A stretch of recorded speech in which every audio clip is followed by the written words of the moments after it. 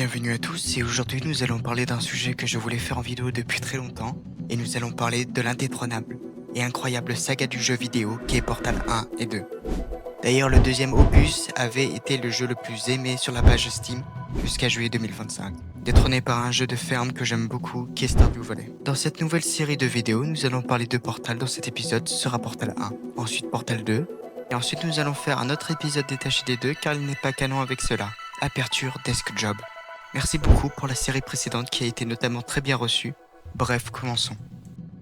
Portal 1 commence dans une grande chambre au blanc très vif, un peu trop, car quand vous jouez au jeu, c'est la première chose que vous verrez. Bref, dès le début, vous savez déjà que vous n'êtes pas n'importe où. On est dans un centre de recherche d'Aperture Science. Nous sommes accueillis par une voix dénommée GLaDOS, une super intelligence. Non, pas celle-là. Celle-ci est différente, ok ? Elle ne cherche ni à nous tuer, ni à nous faire du mal. Donc nous faisons ce qu'elle nous dit de faire.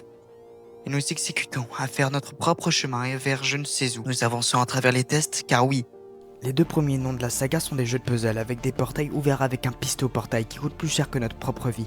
Vous êtes désormais en possession du générateur de portail d'Aperture Science. Celui-ci vous permet de créer des portails. Ces portails interdimensionnels sont sans danger, contrairement au générateur.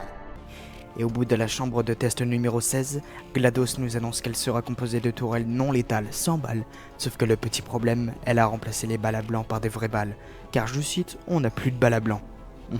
Ou en autre sorte, allez vous faire voir, flemme de les changer. Elle a été remplacée par un cours pour androïdes militaires avec tir à balles réel. Le centre d'enrichissement vous présente ses excuses pour ce désagrément et vous souhaite bonne chance.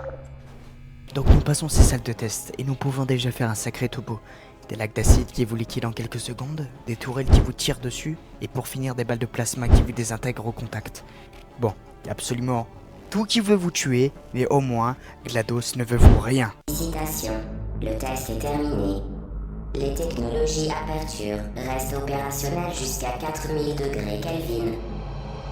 Soyez assurés qu'il n'y a aucune chance de dysfonctionnement dangereux du matériel avant votre incandescence finale. Merci d'avoir participé à l'activité d'enrichissement par ordinateur d'Aperture Science. Au revoir. Bon, ok, la super IA vous veut du mal. Non mais je vous avais prévenu quand même, donc maintenant tout vous veut du mal. Bref, vous êtes dans le pétrin quoi. Donc GLaDOS et au nom d'Aperture Science vous remercie et vous jette dans un trou à feu pour se débarrasser de vous après tous les tests accomplis. Mais in extremis, vous réussissez à vous échapper. Sur les côtés, vous entendez GLaDOS prier pour que vous reveniez pour refaire une partie en votre honneur alors que ça fait à peine 30 secondes avant, elle voulait vous retirer pour le soir. Nous allons organiser une fête en l'honneur de ce grand exploit. Posez le générateur à terre, puis allongez-vous sur le ventre. Donc en s'échappant, vous accédez au backstage d'Aperture Science et vous vous rendez compte qu'il y a longtemps que personne n'y a mis des pieds. En fait, vous n'avez vu personne depuis le début, pas même GLaDOS. Alors le meilleur choix pour sortir d'ici est d'y mettre fin à GLaDOS. Et là, vous arrivez enfin à son bureau. Enfin, si je peux dire bureau pour une IA, je sais pas. Et là, vous la voyez, GLaDOS, et vous engagez une épique bataille pour la vaincre digne des meilleures sagas écrites par Hideo Kojima, telles que Sonic Suggest. Non, en fait, je préfère saigner du sang sur des monsters que sur ça. Je dis pas le jeu est bien, mais vous comparez les deux jeux sur l'écran, vous verrez c'est quoi le meilleur. Donc vous enlevez ces microprocesseurs qui la constituent, et dans une explosion franchement magnifique pour l'époque, et voilà, vous avez fini le jeu en 1h30 de gameplay. Ou vous pouvez faire comme moi, qui a pris 3 heures, car je savais pas comment activer mon cerveau, voilou. Donc je vais noter ce jeu sur 3 critères, l'histoire, la musique et le world design. Pour l'histoire, je trouve le concept incroyable. Vous êtes enfermé avec une super intelligence et vous ne pouvez rien faire. Mais au final, vous réussissez quand même. Pour la musique, je la trouve envoûtante, presque bizarre. Et pour le world design, ici, pas besoin de montagnes magnifiques ou de l'eau réaliste qui réagit avec l'impact des balles, non.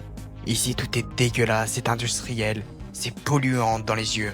Mais je trouve que ça a son charme, ainsi que les puzzles soient addictifs. C'est industriel, mais je trouve que ça a son charme.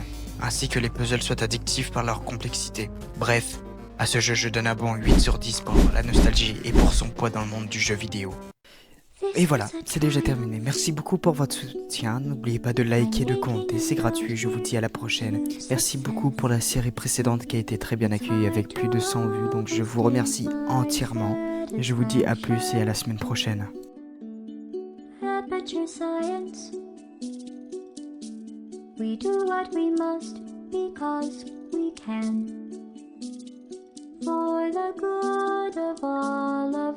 except the ones who are dead.